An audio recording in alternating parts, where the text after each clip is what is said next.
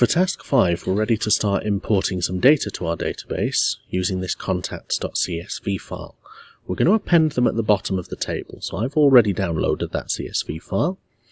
Before we get started, the only thing that's really important to remember is that you need to delete that irritating little ID field that keeps popping up.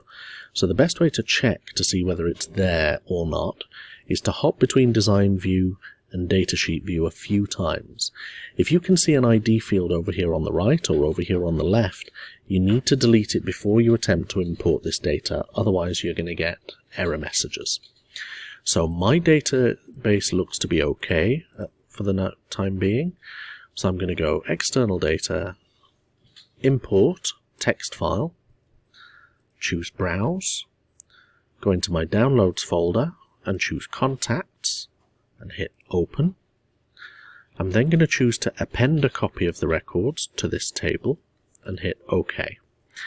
Now when it says the table you're trying to append to is currently open and must be closed, do you want to save the changes? Just hit Yes. And then we want delimited. What that's going to do is every time we have a comma here, that will put a new field in. So if we hit Next, you can see that. So all of our data has been split into fields.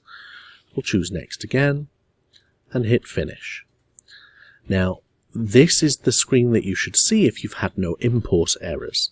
If you have had some import errors, it could be for a number of reasons. The first reason could be that ID field. If you haven't been able to import any records at all, it's because of the ID field. If you haven't been able to import all of the records, but you have most of them, it could be that you got some of your validation rules incorrect.